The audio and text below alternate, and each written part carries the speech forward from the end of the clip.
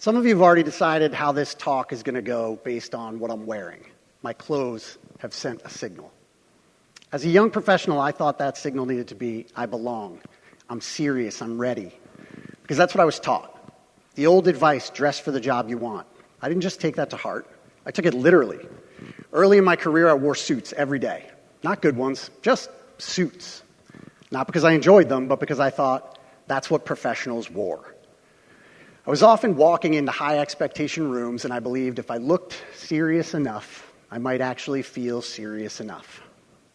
I even splurged on a pricey pair of loafers. They looked sharp, but they felt heavy.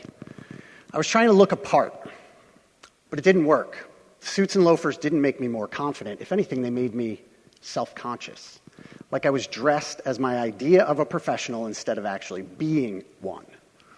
I wasn't insecure about how I looked, but I was very aware of how hard I was trying. After a few years, I started loosening the uniform, not with a big plan, just responding to what felt off. On the right days without meetings or an audience, I go quarter zip, no tie, shirt and tie, no jacket, swapped out the loafers for more comfortable dress shoes, and then one day I made a wardrobe decision that felt instantly familiar. I wore sneakers to work. Not to make a statement, not for attention, just because it worked for me. And in that choice, I felt something I hadn't felt at work in a long time. Me.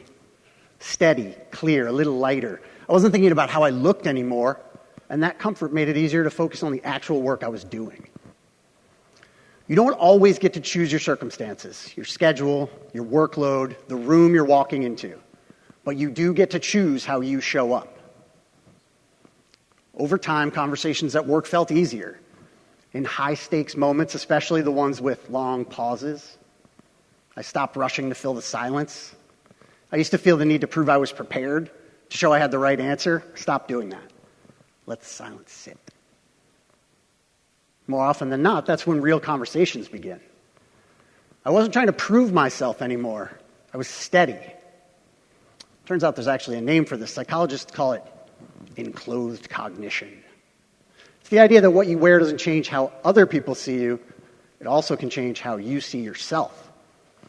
You see it in uniforms. A firefighter jumps into their gear. It doesn't just protect them, it activates something. Athlete pulls on a jersey, same person, different mindset.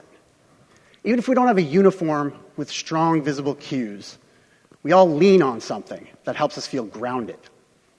And for me, that's always been sneakers. Love them for as long as I can remember. Long before they're about style or strategy. They were just the first thing that felt like me. That never really changed. I still have more sneakers than anybody reasonably needs, including pairs I owned as a kid and bought again years later. I even have the first pair of Jordans I had in 1985. Not because I'm chasing nostalgia, but because they remind me who I've always been. When I lace them up, I feel like I'm stepping into a version of myself that doesn't have to prove anything. Choosing them is one decision I make early in the day that shapes how I show up. When I do that, I'm less distracted the rest of the day. I listen better, I connect more easily. I don't perform, I'm just present. The point isn't sneakers, the point is choosing. For me, that choice often starts with what I wear on my feet. Not because shoes matter most, but because they're the first decision I make on purpose. The one that helps me set my intention before the day starts setting it for me. This is going to be different for everyone. It could be a hype song, a morning routine, exercise, something quiet. What matters is that it's uniquely yours, that it's something that steadies you before the world starts pulling at you. Today, I made a different choice about how I showed up. I didn't wear the thing that usually grounds me. Not because I'm a different person up here, but because I know who I am.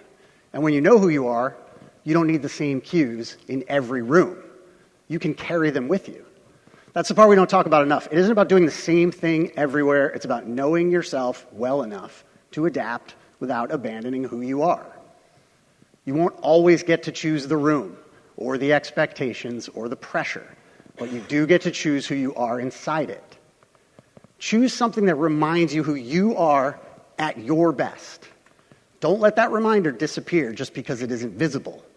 Find a way to carry it with you. And step that version of yourself forward on purpose. Thank you.